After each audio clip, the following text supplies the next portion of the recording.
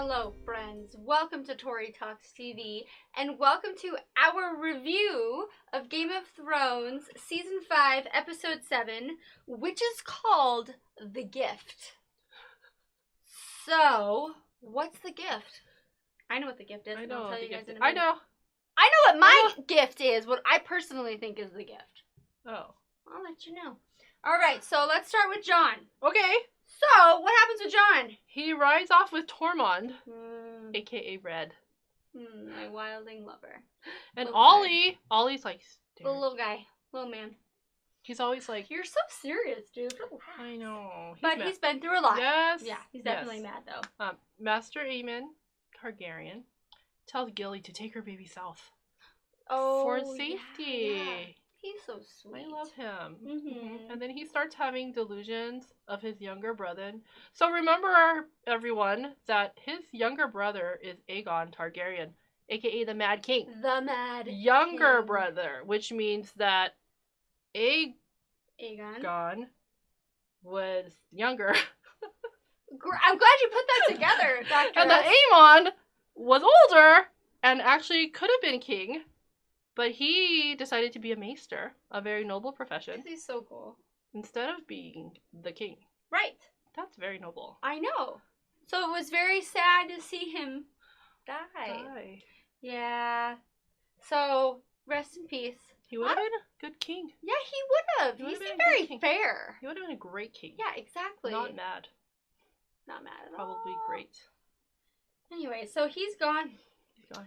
Another one on the death count of season 5. So anyway, so Sam and Gilly. Okay, so huge moment right here. So Gilly's just like minding her own business, and then like these men in the Night's Watch are trying to attack the brothers.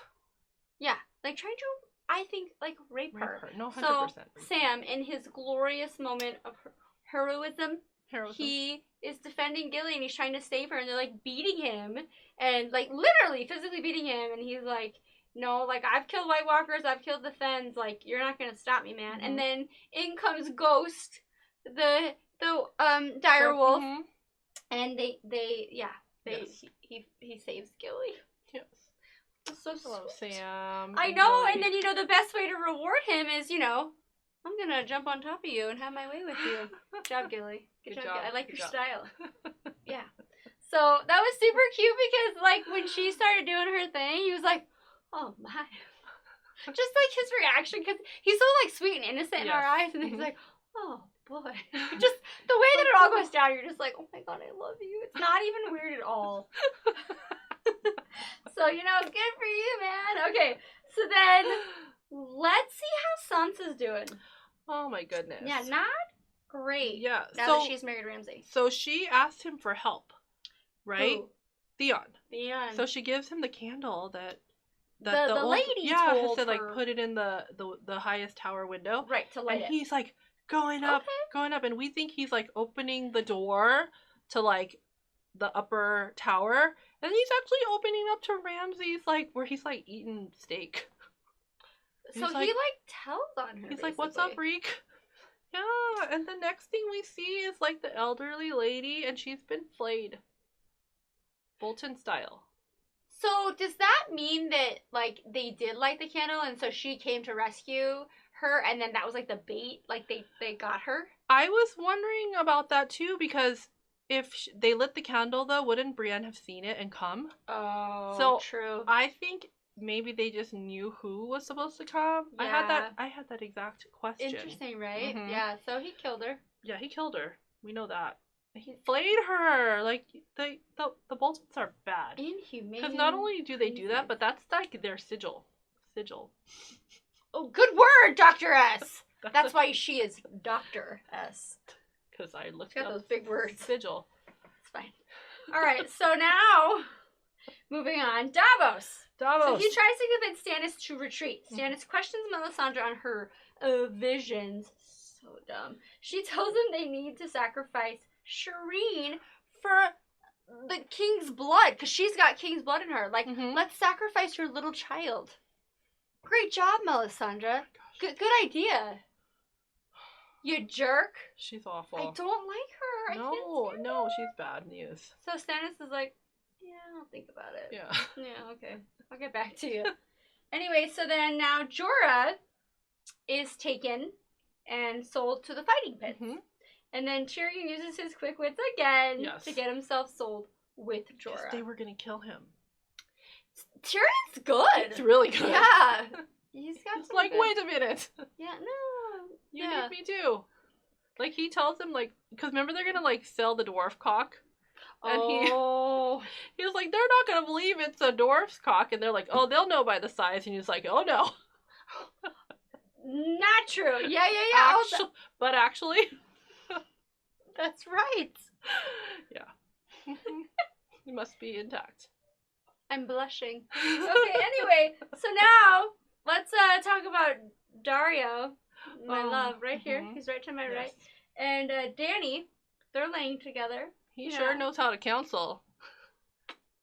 My darling. Yes. He sure knows how to counsel. Good one. So he says to Dany, all rulers are either butchers or meat. So romantic. Perfect timing. He doesn't light a cigarette after sex. He says that. He's like, let's talk politics, lady. Yeah, let's get right to it.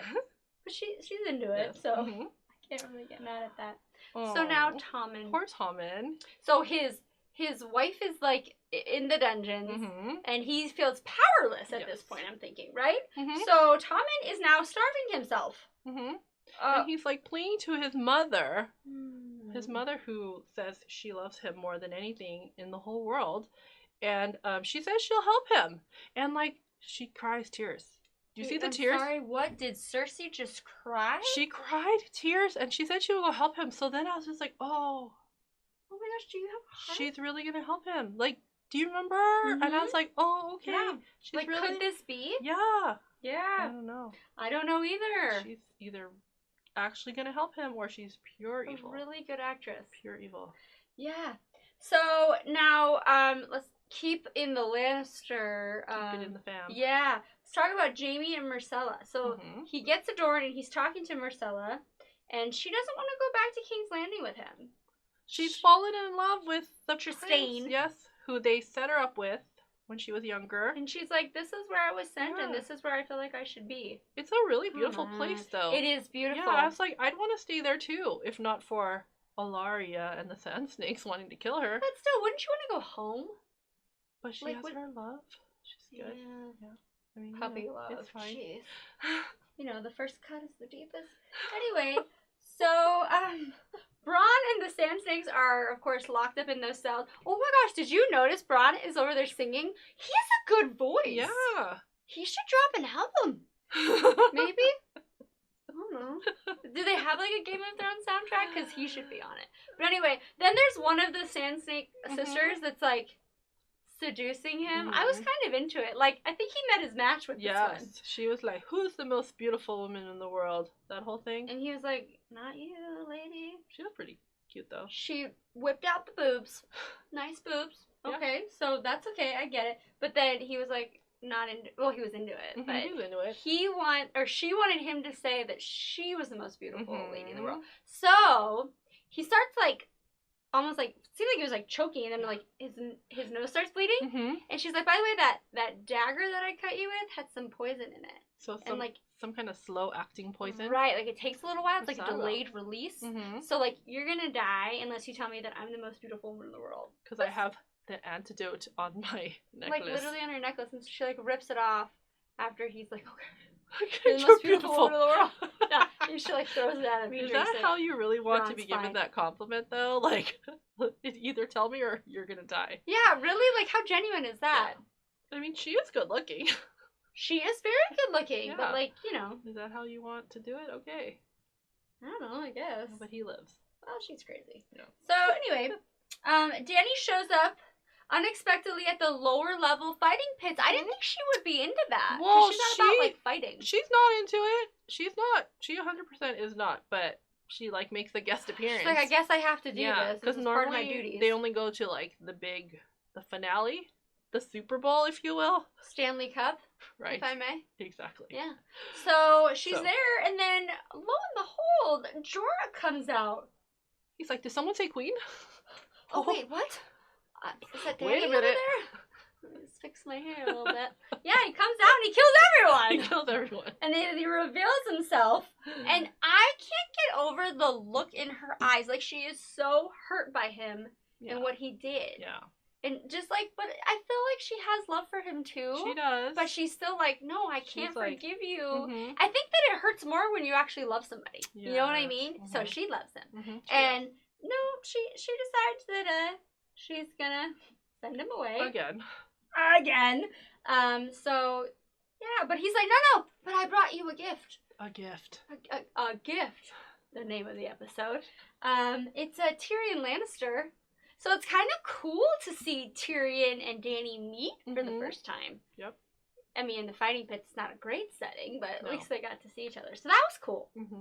So now Cersei, she goes to visit Marjorie in her little dungeon, and Marjorie says to her, say it, Dr. S. One of my favorite lines of the season. She says, "Get out of here, you hateful bitch." Oh, give it to her, Marjorie. So satisfying. Because she is. She really is. Thank you, Marjorie. That pretty much sums it up. So Cersei's like so smug as she walks away, and then she's talking to the High Sparrow. Mm-hmm. He's like, well, you know, your cousin who came to us and he confessed his sins, you know, he told us a little something about you and his relationship, and you guys laid together, so like you got some things that you need to deal with too. And so and this is what I call the gift, because the episode is called The Gift. This is my gift. He locks up Cersei. What's up, Cersei? Have a little taste of your own medicine. She is locked up in the dungeons, and that lady, what is she called? A High Sparrow. What are they called? They look like nuns. Yeah. And she's all like totally mean to her, and she's like, look at my face, and she's like, you're gonna die. She like threatens to kill her. She says, look at my face. It's the last thing you'll see before you die. Cersei, and she's like not scared of her. She's like, okay, lady. Cersei's? It is so cool to see Cersei at this low point. Because she just keeps winning, you know? Yeah. It's not fair. So have fun down there in the dungeon, Cersei. And that's where we leave off. Perfect ending to The Gift, episode 7. So we'll see you guys next time. We'll review episode 8 of Game of Thrones season 5. Can't wait, everybody. See you then.